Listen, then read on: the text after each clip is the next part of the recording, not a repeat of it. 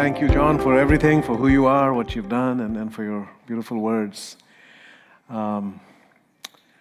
I'm not the end of the story, okay? Lynn Twist is going to be back up here afterwards, okay? So you've got that to look forward to. So I'm going to share with you a very personal journey that I've been on. John said he's 70. I just turned 65. I have a Medicare card now. Right, what's that all about? I haven't used it yet, but I have it. And so this is a journey that I've been on for the last about 5 years or so, and I think this is the first book that I've ever mentioned myself. You know, I've told the stories of other leaders and companies, but never talked about myself. I'm an academic. I'm supposed to be objective and detached, right? Well, no more. And I believe that if you don't work on your own healing, and that's really what this is about ultimately, that if you don't work on your own healing, then you will end up causing pain and suffering in the world. For yourself, for the people you love, and for the people you lead.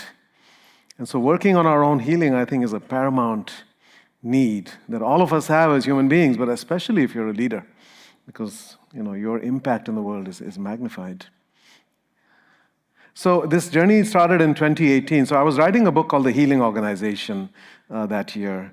So I turned 60 that year, and that too was a bit of a shock. Like, why did that happen, right? I was deep into my mode of, I'd done the research. I had set aside the entire summer on a series of writing retreats to get this book done by October 5th, which was the deadline, right? And then 4 women stopped me in my tracks, and one of them was Lynn Twist. And then Nilima Bhatt, my co-author on Shakti Leadership, and a coach that I had worked with. They all said some version of the same thing. Slow down. Why are you always in a frantic, this Energizer Bunny mode, right? I really had a panicked sense of urgency somehow. I was running from book to book, airport to airport, I was really running away from my life, is really what it was. So they said, slow down. And we heard you're writing a book about healing. What about your own healing? And I said, well, I don't have time for that. I've got a book deadline. And besides, I think I'm okay. I don't think I need any healing. I said, we know you. You need healing. Everybody needs healing, but you especially need healing, right? So I had the wisdom to listen to them. And I delayed that book by 5 months to February. And I said yes to Lynn. And I said yes to a Himalayan journey with Nilima and the Shakti spiritual tours that we do up in Ladakh, on the border with Tibet, the deep seat of the deepest Buddhist wisdom out there. And then I went on a silent retreat in upstate New York with Peter Senge and David Cooperrider and a bunch of people. And in those 4 days, I had 45 pages of downloads and notes that I had written down. And the steps that I'm going to share with you actually came in that silent retreat. I worked with a coach for the first time, and I went on the Pachamama journey with Lynn and John and her husband. And that was an incredible. So I'm going to share a little bit about all of those things. So here we are up on the border with China and India in the high Himalayas. This is the silent retreat. And here are the steps that I'm going to share. And this is kind of a distillation of what I've learned about life. Starting with know yourself, and then we will go around the circle. And this idea of self, right? We have this little self, this ego self, this small human body here, one among 8 billion of us. But there's also our higher self, right? The divine self. Each of us carries that within us, which is a unity self. It's also connected to all of the other selves that are out there, right? So I'm talking about that we're born this little self. How do we evolve into that whole self, that big self? The real self, right? The true self that we came here to be and to manifest into the world. And in order to do that, you have to know yourself. Like, who am I? Other than if I ask you that, you might give me your name and your degrees and your religion and where you come from and all the demographic stuff. No, who are you? Who is this soul? What makes you you? What are your innate qualities? And what are the things that matter to you? Way more than they might matter to somebody else. And I believe those come with us. It's kind of what we're born with, right? Before the world starts to impact us. So this is me when I was very little, and I think it was very evident to my mother, because she gave me this nickname, Pappu, an innocent one. Okay? And that's actually her. She's describing herself too, but I'm very much like my mother. And my father was gone, by the way, for the first 7 years of my life, getting his education, bachelor's, brilliant student, getting gold medals, #1 student in the university, and then in Canada for 4 years, coming back when I was 7 years old. And then these are some of the things that people said about me. And there's some guy, John used the word idealistic, trusting. All of these things defined me when I was very little, right?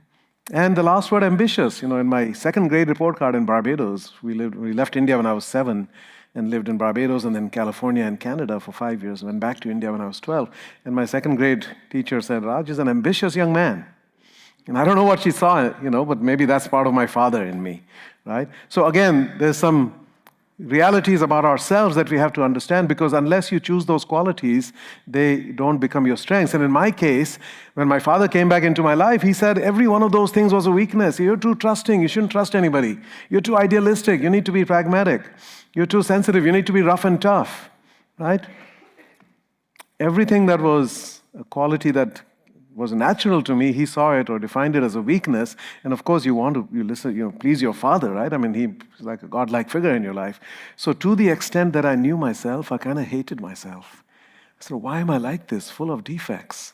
I need to be the opposite of who I am. Strive to be that. And that's not a formula for happiness or for impact, right? So if you don't love yourself, and this is, I think, a pretty universal condition in many ways. This is Edith Eva Eger, who's a Holocaust survivor from Auschwitz. And she said, having experienced that, she says this: the greatest Nazi is inside us.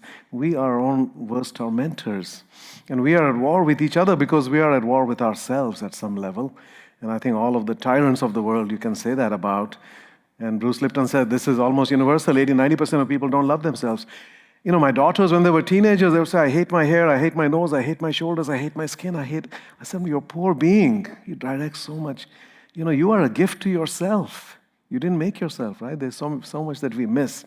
And I used to think that if you don't love yourself, which means you can't love other people, actually it means you cannot receive the love of another, because you say, I'm not worthy of my own love. You don't really know me, that's why you think you love me, right? And so we shut ourselves off from the most significant things in our life. And then you sabotage yourself. If you don't love yourself, why would you take care of yourself?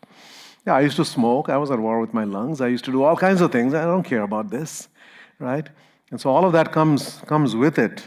So we have to embrace our qualities, because then they can serve us. Otherwise, they are your liabilities. If you don't serve them, that means you're rejecting them, right? So your very qualities are what's holding you back. But if you embrace them, that becomes your strength.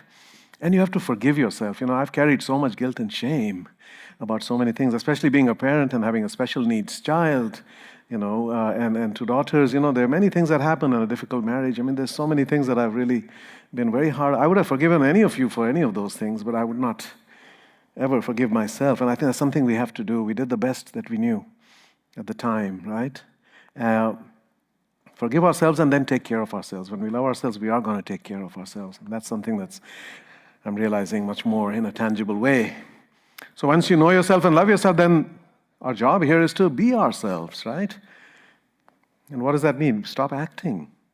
Unless your name is Robert De Niro or Meryl Streep, you're probably not a very good actor, right? Take off that mask. And then choose authenticity over attachment. This is a big one for me, and I'm literally within the last year, this is becoming clear to me.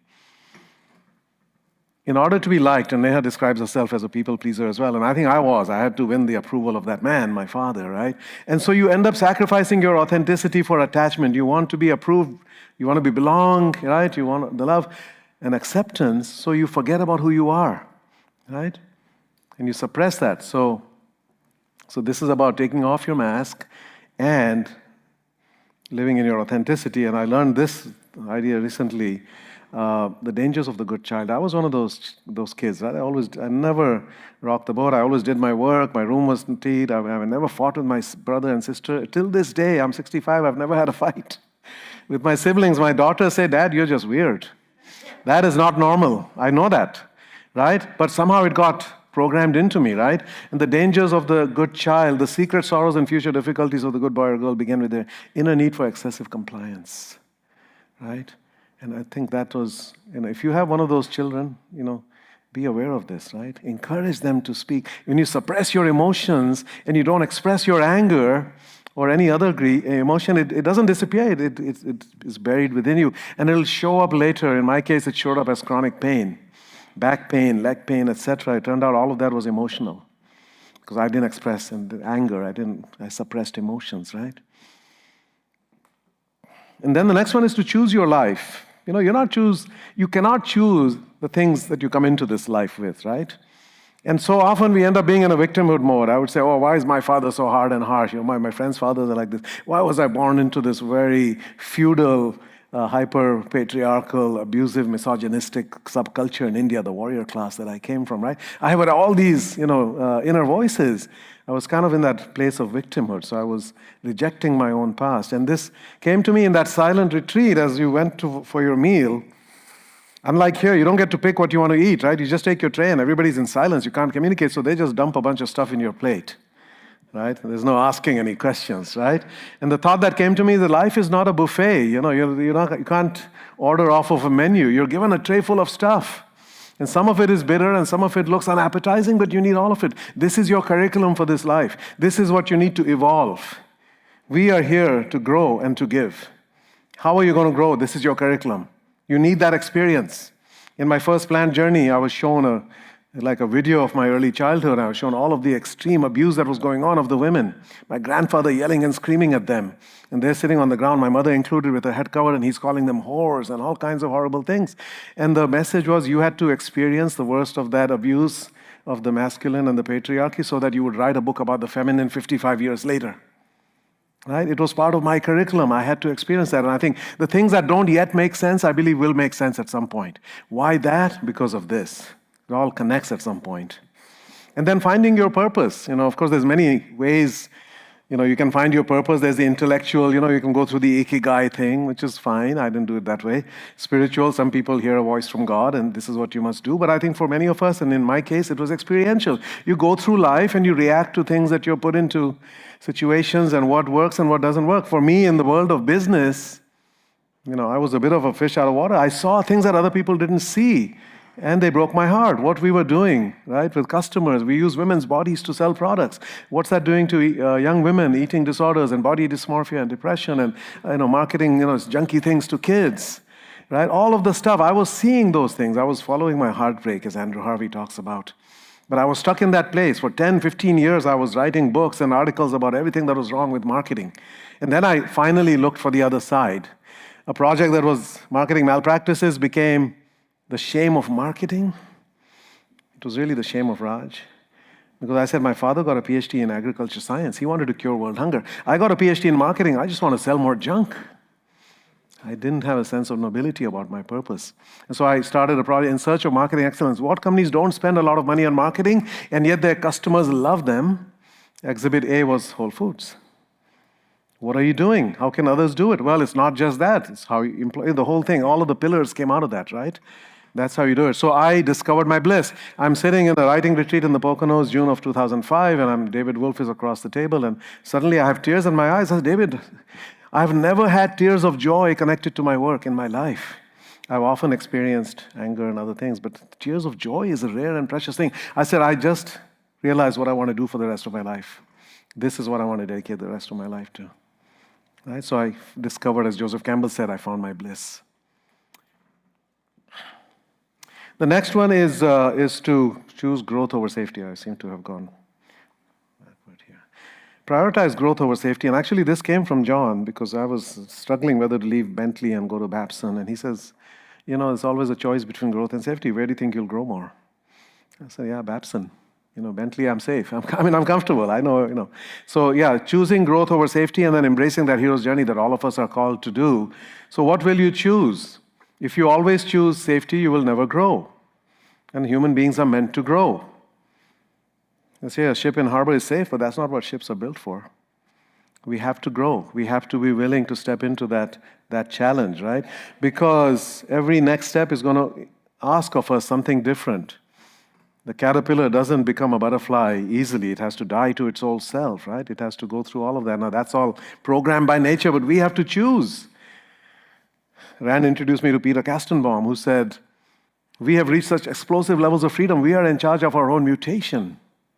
We have to choose whether we accept that call to adventure and go from being caterpillars, just consuming, right? That's all caterpillars do, to being a creature of light and beauty and spreading flourishing in the world, which is what a butterfly is. And some version of that, I think, is for all of us. And for those of you who are not familiar, the hero's journey is a beautiful framework that Joseph Campbell distilled, and he saw it in all the myths across all the traditions, and every big movie you can think of is really that story, right? The hero living an ordinary life, and one day waking up and saying, wow, this is not enough, this is not okay, and hearing that call to adventure, there's something more out of that I'm meant to do. I was not born to just keep doing this, right? And then you leave that comfortable world and you go into this new world, right? And I went through this, in writing Films of India and all of that. I stepped out of that traditional academic world and had to face all of these kinds of things, facing your worst fear and your worst shadows, all of those kinds of things are part of that. And then through that, there's transformation and there's growth and discovering within yourself capacities and strengths you didn't know you had. And you're doing all of this not for yourself, but on behalf of the world, your community. You're bringing back that elixir to say, here, I've fought the dragons and I've slayed the things, and this is what I've learned, right? And this is what the gift that each of us is here carrying. Unfortunately, most of us never get to do that, right? When John said most people lived and died in poverty, how many Einsteins were among them, right? Most people were born and they lived and they died with their music still inside them. And this is about bringing out that music. And you don't just do this once. I mean, you can count multiple times in your life that you've probably gone through this. The next one is to become whole, and this is the foundation of my work, Shakti Leadership, which is about integrating masculine and feminine. Right? All of us have that. Carl Jung said every man has an inner woman, every woman has an inner man. There's the anima animus. Right? In India, we have the Shiva Shakti. It's all integrated. We are supposed to evolve to wholeness. Martin Luther King said we must be tough-minded and tender-hearted. It's not one or the other. I'm tough, you're tender. No, we all should be and can be fully human. And then beyond that, we can become what we call the wise fool of tough love. We can integrate the elder energy that we all carry, the divine energy, right? And the child, the healthy child, the playfulness, the creativity, the joy, the innocence, and the strong mother and the loving father. So you're the wisdom of the elder, the playfulness of the child, the strength of the father, and the love of the mother. All can come within us. We can cultivate all of those things. And then finally, the big one, I think, for me, which is healing yourself. And that includes some easy things and then some really hard things. So healing your story, you can tell the story of your life as a victim, right? That's very easy to do. I can do that. I can make you cry. Or I can tell you as a hero, oh my God, wow, you overcame all that. Or you can frame your story as a learner. This happened, this is what I learned, this is how I grew, right? And that's the most empowering version of that story. Healing your body, I've finally started to pay attention to that. We spend 3 weeks every year now at an Ayurvedic retreat in India. And we really focus on our well-being, and that's why I stopped drinking and I stopped eating meat, and many changes, right? We're starting finally to partner with the body. And then the trauma. PTSD afflicts 13 million Americans, a diagnosed disorder. But I believe everybody else has some version of post-traumatic stress injury, because life is hard. We don't get out of here without trauma. Okay, even our birth is traumatic. And there's many other things that happen along the way, and we have to learn how to deal with that. We have to heal from that, otherwise we're going to be reactive and we're going to create suffering in the world. And I've come to understand there are at least 4 kinds of trauma that I've experienced. So there's personal trauma, things that happen to us directly. There's things that happen in our family before we were even born, but you grew up in the shadow of that, in that energetic system that was created. There's things that happened generations ago among your ancestors, but because of epigenetics, it is still impacting you today, and how you show up and how you react to things. And then there's the collective. In my case, I had pretty severe trauma with my father. Not the fact that I didn't know him and he didn't understand me, but when I wanted to get married to somebody of my own choosing, he became suddenly an 18th century feudal overlord, right? And you must, choose or marry somebody that we approve of, right? From our community and the culture and so forth. And he pulled out every stop. He said, I curse you. First of all, I'll cut you off forever. I curse your marriage. And then when I didn't listen, he said, I'll kill myself. He literally cut himself. There was blood all over. All this happened over months, not in the same day, okay? That was traumatic, and then I gave in finally, and then I said, no, I can't let him dictate my life. This is my life. I get to choose, right? And when I said to him, I am going to marry her, this time he went into the bedroom and came back with a rifle, and he pointed that gun at me. He said, I'd rather not have a son, and a son like you. And my cousins were there, and they took me away from that room, but, this was, I can't imagine a bigger trauma when your father says those words to you. And in fact, I went through what's called dissociative amnesia for 30 years. I erased that memory.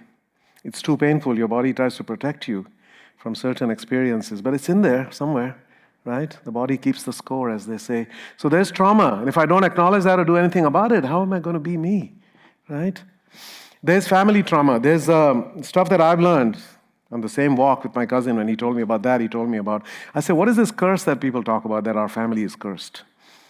And my father said, there are 2 souls apparently that did. He said, yeah, that's true. I know about that. He said, our grandfather had 13 children. 6 of them lived, 6 of them died. One of them we didn't know about. We had another aunt. She was raped by the Brahmin priest in the village. She got pregnant when she was 16. My grandfather said, this is going to destroy the honor of this family that I've worked all my life to build. He ordered his oldest son, so you need to take care of this problem. My father's older brother. And literally that aunt was killed. The details are a little hazy. I talk about that in the book. She was 8.5 months pregnant. She and her baby were both killed that night, 75 years ago. Her memory was erased. Nobody's allowed to talk about her, right? And then in the decades since, this family has had tremendous murders and deaths and suicides. And I witnessed so many things in the family, right, because of that. By the way, nothing happened to that priest, okay? He lived a long life. This is the sniffing out of the feminine by that system, the patriarchal system that I was part of, So that trauma, there's ancestral trauma. I come from that warrior class. My ancestors were at the frontiers of India. India has been invaded 200 times, more than any other country on this planet. And my ancestors were there, trying to fend off those invaders, right? And there's a lot of trauma there. Women and children often committed mass suicide rather than get imprisoned. And then the collective trauma, of course, right? The pandemic and climate change and... some of you caught that, right? There were some other things traumatic as well for some of us. Right? So there's a lot of trauma in the world. Now, what do we do about it? What do we do about trauma? What do most people do about it? They deal with it destructively, and I did that. You conceal it, you don't talk about it. I didn't get to Afghanistan, I didn't go to Iraq. What right do I have to complain and whine, right, about my thing? So you don't talk about it. You conceal it, but then it's there's pain, right? So you got to numb it. Typically drugs and alcohol. Some people go jogging, but most of us numbing it with something, right? But then you relive it. It never goes away, right? So you get the short-term high of numbing it, but then the long-term low when you're constantly dealing with it. And this was my father's story every day of his life. Literally until the day he died, he had to have multiple drinks just to get a smile on his face because he was dealing with unprocessed trauma as well. And he had to take a sleeping pill to go to sleep after that, right? But there's a constructive way to deal with it, which is that we have to talk about it. Why did I write this book? Why am I talking about it? Reveal it. Mr. Smith, no, who is it? Mr. Rogers. Mr. Rogers said, if it's mentionable, it's manageable. If you can talk about it, reveal it, feel it, and heal it. And there's many modalities that are now available for healing trauma. We're fortunate to be living in a time where there are many such things. So you get the short-term pain of that, feeling that trauma as you relive it, right? Or as you feel it. But then you get the long-term high, the post-traumatic growth that is possible. And, the Japanese have a beautiful metaphor, the art of precious scars. When a piece of pottery breaks, you don't throw it away. You put it back together using gold dust and glue. It now becomes a work of art, and it is stronger than the original piece of pottery because that piece broke along its fault lines. You become the wounded healer, the most powerful kind of healers there are. And in my case, I had that deep father wound. We kind of made up after 5 years, but not really. I read a book that said, forgive everyone for everything. I said, okay, fine, I forgive him. But he never asked to be forgiven. He never said, I'm sorry. He's just like, okay, let's move along. Pretend like nothing ever happened, right? I had all this anger and bitterness. I was walking under a cloud all the time. And I was, okay, forgiveness, but not really. So I was stuck in that loop for literally decades. And finally, over time, I came to a place of acceptance. He did what he did. I don't understand it. There are 1,000 things that shaped him. Then I came to understanding. His father was an even harsher tyrant to him than he was to me in many ways. And then I came to empathy, and finally, by the end of his life, I came to compassion. I said his life was really a tragic tale, ultimately. He gave up all his dreams for his father. He never achieved the scientific potential that he had, right? And he lived a pretty bitter life all the way till the end. And I realized that this is not just him and me. This is a cycle. We are all victims of victims in my family, and I think in many others. Everybody is carrying a father wound and passing it on. It's like a relay race. It's up to us to stop that. And I said, this needs to stop here. I have to heal it. My father's not going to help me heal it, but I'm going to do what I need to do. And so I worked on that, right? And then one day I woke up, oh my God, my special needs son has a father wound because of me. My father never accepted me because I was so different from him. I never accepted my son because he's special needs. He can't do all these things. He gets manic. We have to call 911. It's just like, oh my God, he's a burden, a responsibility. It's like, why me? I was like in a victim mode there, right? And he has a tough life. And he has a father wound, So once you become aware of that. So for me, when I worked with that coach for the first time, she said, you realize you spent 45 years trying to impress your father. That didn't work.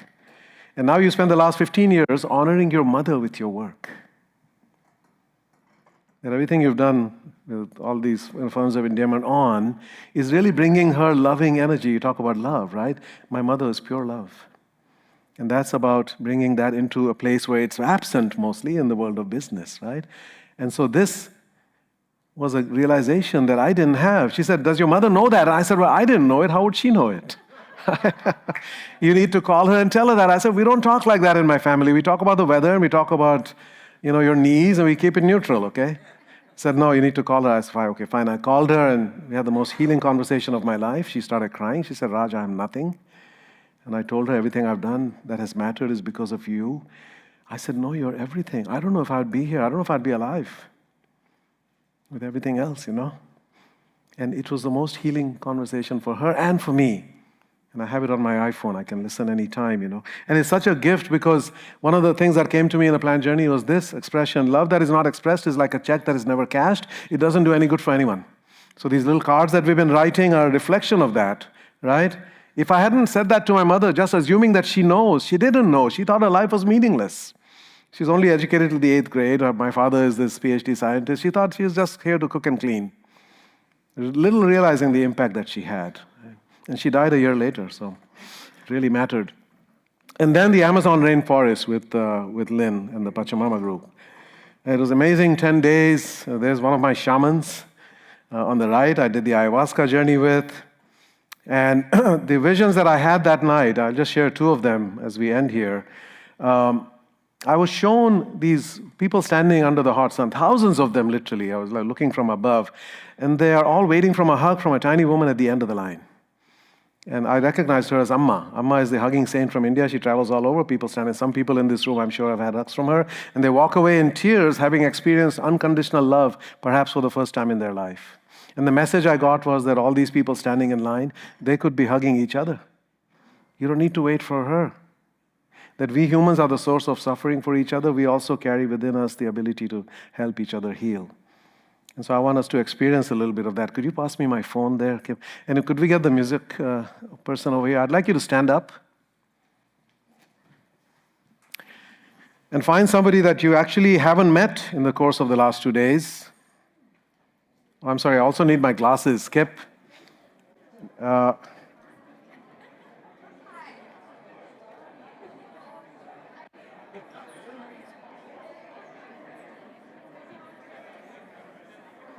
Find somebody that you haven't met, that you don't know. Have you found somebody? Okay. Now, all of this has to be done in complete silence. Other than the music, complete silence, please. Please stand facing them and look deeply into their eyes and say to each other, I see you. And then say, I feel seen. Look deeply into their eyes. Look past the retina, past the color of their eyes, and then say again, I see you. And now reach over and hug them in a way that feels appropriate. And keep hugging them. Continue to hug. You are holding somebody who is somebody's brother. You're holding somebody's sister, somebody's husband, somebody's wife, somebody's mother, somebody's father. You're holding somebody who has been afraid in their life. You're holding somebody who has suffered loss in their life. You're holding somebody who may have been abused at some point in their life. You're holding somebody who has wondered if they belong at some point in their life. You're holding somebody who has wondered, am I enough? At some point in their life.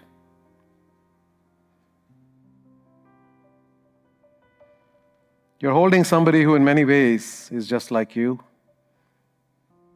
You're holding somebody's precious child.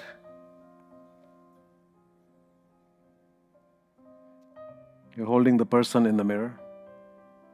Feel yourself melt into each other, become one.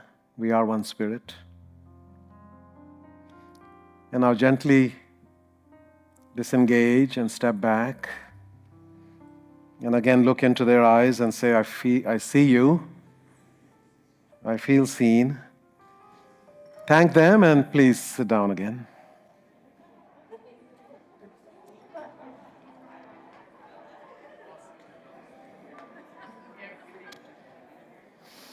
Okay.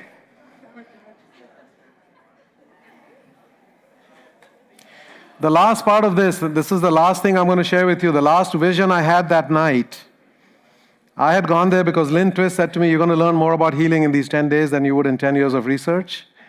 And so that was my intention for the ayahuasca journey. And the last vision I got these 4 words floating in my vision. They were kind of feeding my fetish of acronyms.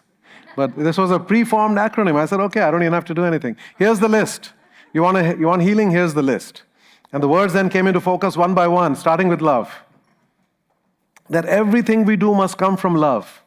Every single act, every single thought should come from love. Not fear, not anger, not greed, not jealousy.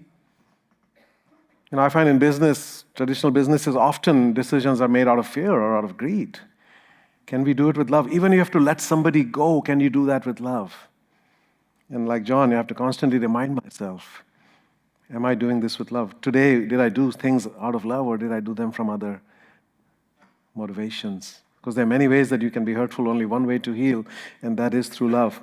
The second was innocence. We are all born innocent. This is a quality we all share. We also have other qualities that are unique to us, but every one of us is born innocent. But then the world gets a hold of us and we kind of learn how to use our intelligence to ride over other people, to take advantage. We may learn to lie and cheat in order to get what we want. We become somewhat corrupted by the ways of the world. And as a child, you don't have a choice. As an adult, you do have a choice and you have a responsibility. Can you choose a return to innocence? That I will not knowingly cause harm or suffering, unnecessary, avoidable harm or suffering to another. My mother lived that way every day of her life. I can't recall an instance where she knowingly caused harm or suffering to another. And as the I Ching says, all good comes when we are innocent. In the very center of us there dwells an innocent and divine spirit.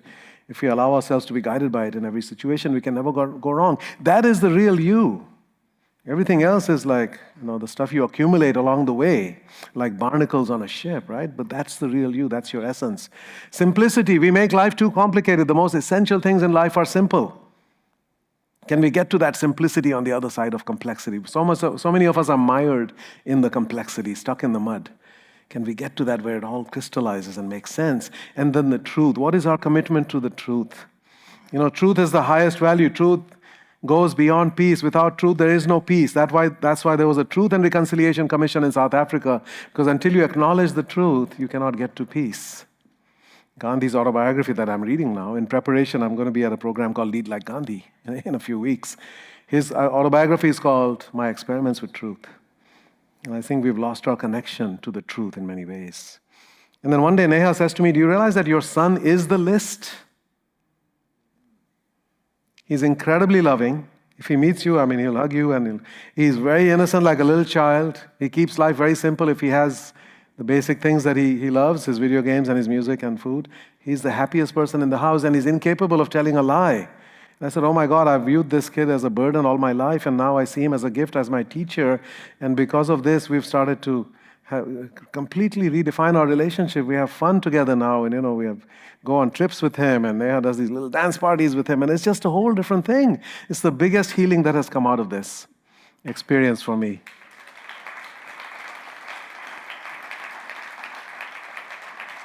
And I can see him blossoming, I can see him blossoming. Both of us can see his growth, Now, in 2019, both my parents died suddenly. They were fine, and then 3 months later, they were gone. My father first, and then my mother. And then, my mother's phrase was this, always. She said, don't cause pain in anybody else's heart, right? And my father, last conversation, I sat down with him, and I held his hands, and I said, I didn't want him to leave with some sense of heaviness or guilt about what had happened. We had a difficult relationship. So I said, Papa, I love you, and I want to thank you for giving us this incredible life. He was an amazing human being. He just gave us a very adventurous life. And I want to thank you, and I love you. And he just looked at me, he said, Raj, you are your own boss. And he didn't say anything else. I said, well, that's a good thing, right? I don't think anybody should have a boss. Boss comes from the Dutch word baas, that means master in slavery. It comes from slavery. Yeah, we want leaders, we want coaches, we want guides, but we don't need a boss. Nobody needs to be bossed around, right? But he didn't explain it, but I think that's what he meant, that he didn't live his life he didn't listen to his heart, right? John talks about, Neha talks about. He allowed his father, in a way, to dictate his big choices. Right? And I had chosen to defy him and be cut off by him for 5 years and followed my own path. So there was some grudging acceptance and maybe recognition there. And then when they died, the funerals could not be more different. My father died first. It was a very solemn affair. Many people came. Not a single person cried other than my mother. I look around. I didn't cry. My sister didn't cry. And then 4 months later, my mother dies, and nobody could stop crying. Like weeks before when she's in the hospital, when she died, weeks after, every time we talk about her, we cry. And I said, my God, what will be our legacy when we're gone? What's going to be in the room? Is there going to be grief or is there going to be relief? When my grandfather died, there was tangible relief. People were waiting for him to die. Like, when is he going to go? Because then I inherit the land and I can live my life freely. He was such an oppressive tyrant. And I think even as a leader, when a CEO steps down, often there's relief, right? Or will there be grief? So again, something to think about as we live our lives. And finally, for me, it boils down to this. My father had tremendous charisma and personal power and brilliance, but he did not come from love. His love was entirely conditional. If you do what I say, you're in, otherwise you're out. You're dead to me. My mother had complete unconditional love. There's nothing I could have done to diminish that, but she did not stand in her power. She did not stand up to my father and tell him, why are you doing this to our family? So if you can combine the unconditional love with personal power, to me, that's the quest, right? How can we integrate both of those? And that's really what I'm now determined to do or trying to do for the rest of my life. And I thank you all for listening with your hearts and for being here. Thank you.